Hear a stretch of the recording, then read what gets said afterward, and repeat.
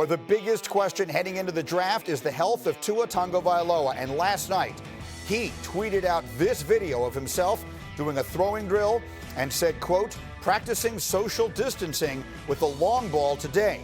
Feels good to spin it again." And then he hit the hashtag process. So you take a good look at that video, and we'll keep showing it to you here. And it brings us to Mel Kiper Jr.'s latest mock draft, which is hot off the presses. This was just released in the last few moments. Mel right now has Tua going to Miami at number 5, behind Joe Burrow and a trio, as you see there, of defensive players. Then the next pick is a quarterback again. It's Justin Herbert. And further down the board, the combine breakout star Jordan Love. Mel has him going 23 to New England, which is extremely interesting in and of itself. But here he is. And Mel, I was just saying to Mel before we came on the air, I believe you should do one of these every single day while we are going through all of this here. But let us start there. In your mock draft last month, you had Tua going number 3. Now you have going number 5. What changed? I didn't want to project a trade that's not going to happen. It distorts everything. If that trade occurred, then fine. Okay, then you would have him at 3. And then obviously you would say at 5, who ends up there? The Detroit Lions would, or the Giants would, Greeny. And then at 6, you'd have one of those quarterbacks going. Okay, if you make that move now, and I say I stick 2 at 3, then I could very easily and conveniently have at 5 Herbert and at 6 Jordan Love. Well, that can't happen, because if that trade is actually made, one of those quarterbacks, be it Herbert or Love, is going to drop a bit. You can't project them right now to Carolina. They're set with Teddy Bridgewater at least for 2 years. Thought about Jacksonville, but they're committed to Gardner Minshew, had a heck of a rookie year, okay? And then you say, okay, where would he go after that? The next team that would make any sense, with Indy now out at 13, San Francisco's in at that spot with that DeForest Buckner trade. It gets down to New England at 23, and that's not even guaranteed because they seem to like Jarrett Stidham. So that becomes never land for the quarterback that you don't put in that group. So I could have very easily and made it simple, Greeny, put 3, may say, Dre, I'll put 2 there, I'll put 5 Herbert, and I'll put 6 Love, but that can't really happen. I wanted to keep this thing real. Okay, so it's real for the moment. Let's talk about the video that he released last night. We all understand how evaluators are going to be looking at that, and they're going to have less information on him than they would have liked to because of these circumstances. What do you see from the video there, and what do you think the evaluators will take from it?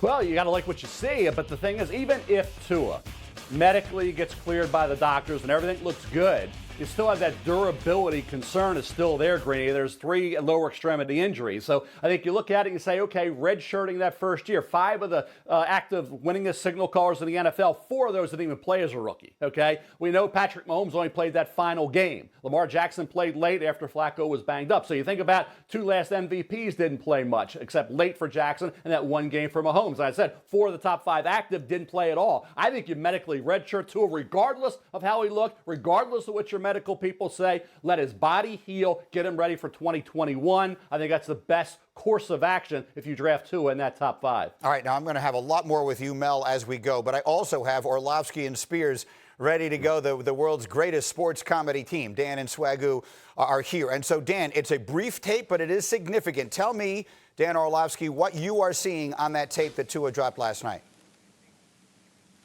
Greeny, I am shocked at how good Tua looks. I did not expect this in March. I mean, we're still in March, and this is a kid that 6 or 7 weeks ago was still on crutches. And I understand it's a 10-second video, but he looks really good in this video. Like, he looks sudden, he's moving well, and he looks like he's like in a good place, right? He's in a good place mentally. Greeny, I think this video, all right, so we've got the medical reports. We've had his checkups, right? We've had those, and those have been really good. We've had the MRIs, and those have been really good. And now this video gets released. I think this video is now going to set off a chain of events, like almost like an arms race, or maybe like a game of chicken between the Chargers and between the Dolphins, and I don't know, maybe the Raiders, of like, okay, all these boxes that we needed to get checked as an organization are now being checked when it comes to Tua Tagovailoa, and there's not going to be any more like excuses or, you know, asterisk that you have to describe or define or whatnot. This is a big time video. I'm shocked how good Tua looks. The medical piece of this, and Laura's been all over it. She's going to join us live in about an hour. He's also going to have an MRI done that they will send out to everyone, to whatever degree that becomes significant in this as well. And again, we'll have more detail on that in an hour. But Swagoo, what do you see on that tape, and what does it make you think? I'm continuing to look, G, to see if it's any more than 10 seconds, because based on this, he should go 1. Listening to Dan, golly, it's a 10-second video. What I will say is, if you get hype about a 10-second video, then yes, you go crazy over Tua. Tua needs this. I need to see the longevity. I need to see the hip be worked out under the circumstances in which you see quarterbacks work. And like Mel said, the durability is the issue. From all intents and purposes at the beginning of this, and Laura has been doing great reporting on it, is that Tua would be fine. He would be able to move. These things would transpire. The question about Tua was, the question evolved not from if Tua hip would become healthy. It evolved if Tua is durable enough and can make those decisions in game to not put himself in harm's way like he's done for these 3 injuries, 2 high ankle sprains, and obviously the hip injury. I agree with Dan. It looks great. We've been starving to see Tua move, and based on where he's come from, he's fought to get to this point. But I can't go all crazy over a 10-second video when I know what he's been throughout his career.